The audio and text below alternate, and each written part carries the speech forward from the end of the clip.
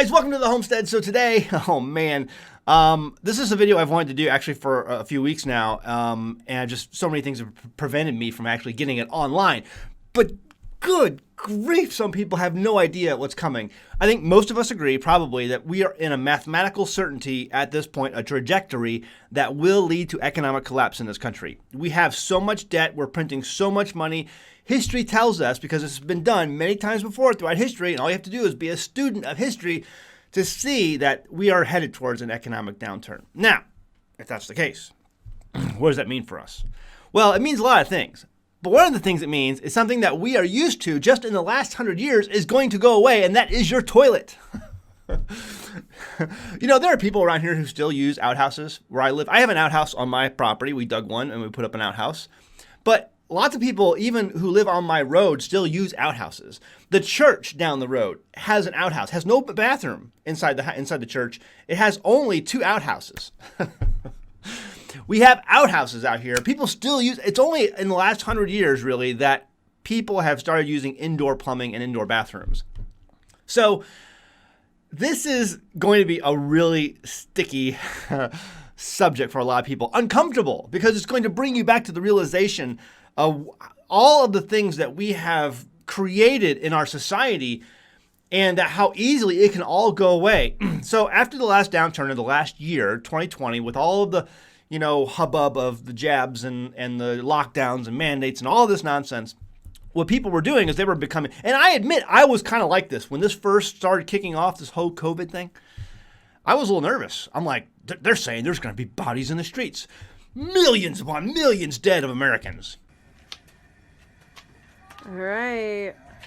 First time frying a turkey. Stay inside, please. Stay inside. Stay inside. Right. Get inside right now.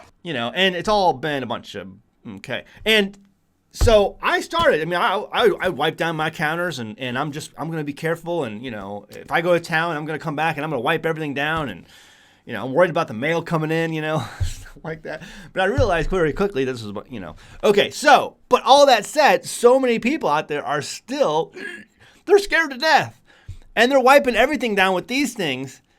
And they're going in the toilet system, in the sewer system, the municipal sewer system that you are connected to.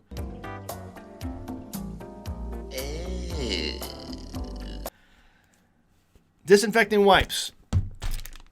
Baby wipes. People are using these like crazy for all over the houses all the time. And the system, the governments are like, what is going on? Our sewers are backing up all over Europe, United States. They've talked about some of these things that they pulled out of the sewers in Baltimore and Chicago and London. It's insane. In fact, they have a name for them. They're called fatbergs.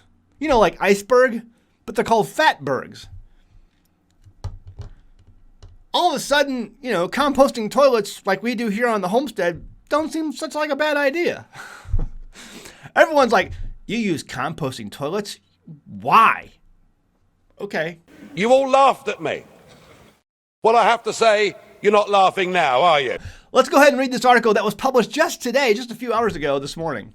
Government faces pressure to ban fatberg causing plastic wet wipes. Politics Home is backing a campaign by leading think tank Bright Blue calling for plastics and wet wipes to be banned due to the impact they have on waterways and wildlife. The petition highlights that plastic-containing wet wipes were omitted from the government's war on plastic announced in August after a call for evidence on the future of single-use plates, cutlery, and polystyrene cups was launched. According to Water UK, water companies are footing the bill of around £100 million. We're talking about Britain here, but this is published in a U.S. newspaper, per year to clear 300,000 blockages, also known as fatbergs, caused by an accumulation of non-flushable wet wipes, oil, fat, grease, and other waste solids. A recent report by Bright Blue also found that the majority of Brits, 71%, agreed that non-flushable wet wipes should be banned, which would force manufacturers to make biodegradable wipes without plastics. Non-flushable wet wipes have a detrimental effect on our waterways and marine ecosystems, contributing to fatberg buildup and leading to aquatic life ingesting microplastics. Scrolling on down, additionally, water companies and consumers are picking up the tab for clearing blockages caused by non-flushable wet wipes being improperly discarded.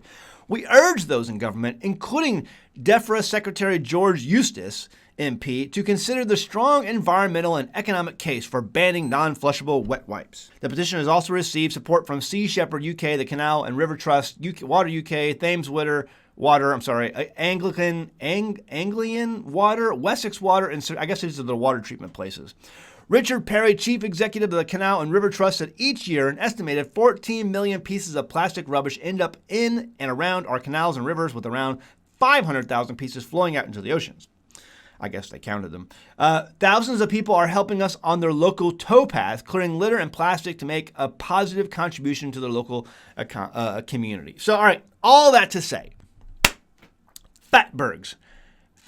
And so some of these, if you read these news stories, and there's lots of news stories out there, you can just search for fatberg and then just read and go into Google and search for news items.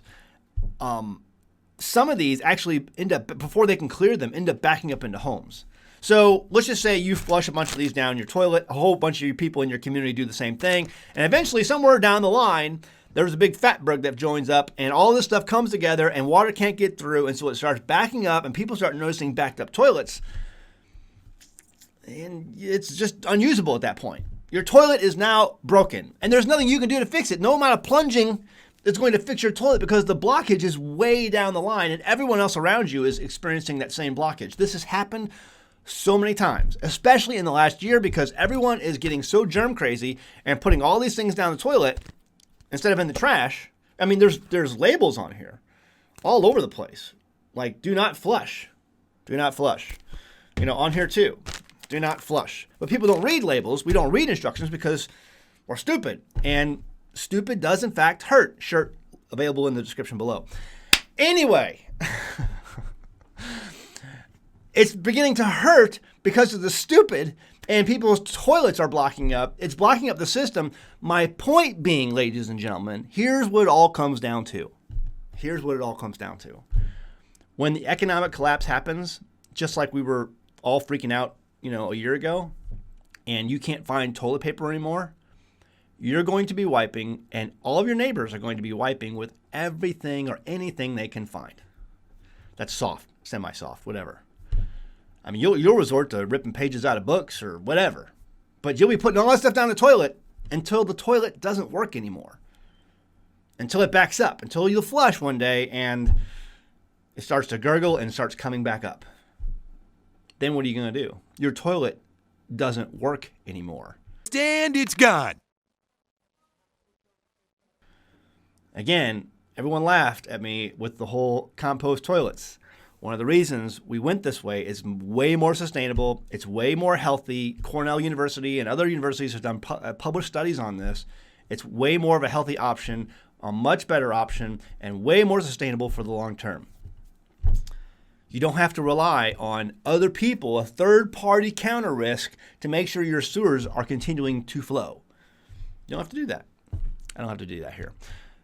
So, what happens if you're still in the suburbs, you're still somewhere connected to water, you don't have any compost toilets? Let's say you're semi-rural, but you're still connected to some sort of sewer system, and the sewer stopped working in an economic downturn. What do?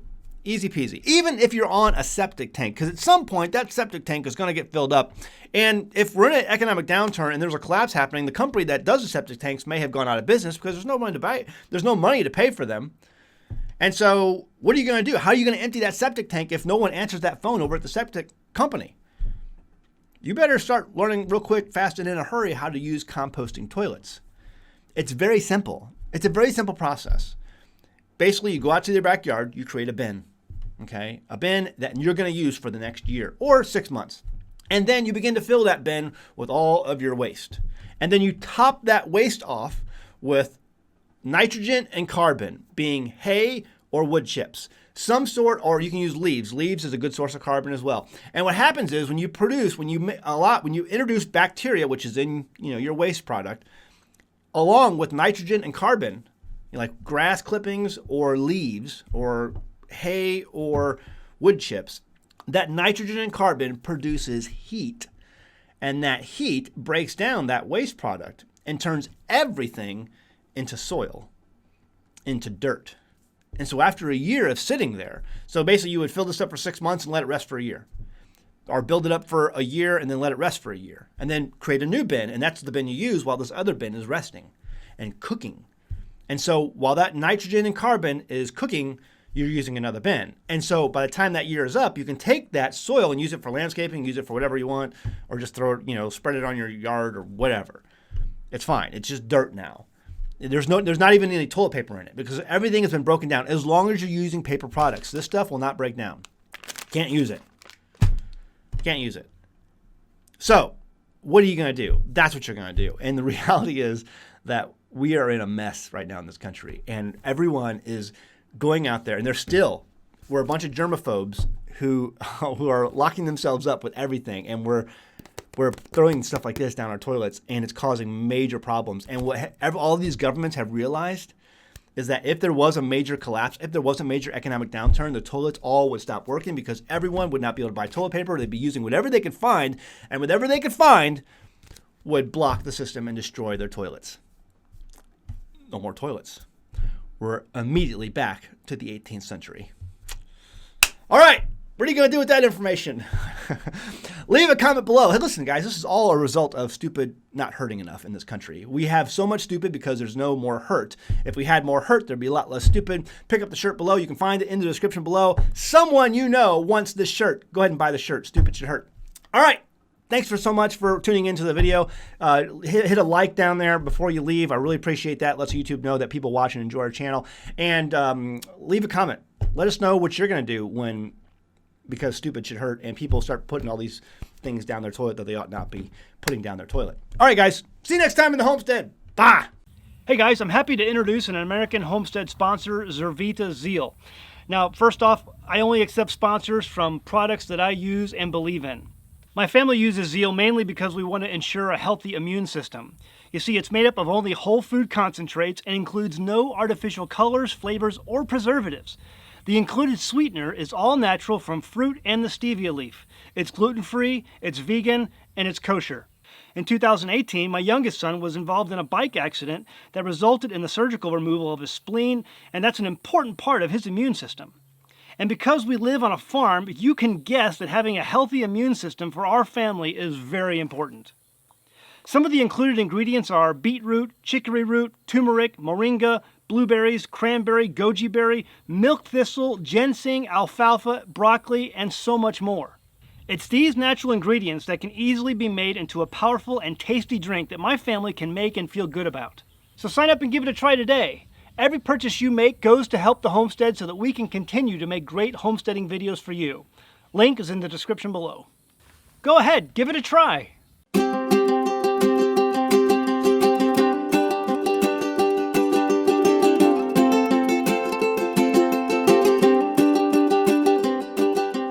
Hey guys, did you know you can become a patron of an American Homestead? They get access to private videos, and we send them gifts from the homestead that we make here on the homestead.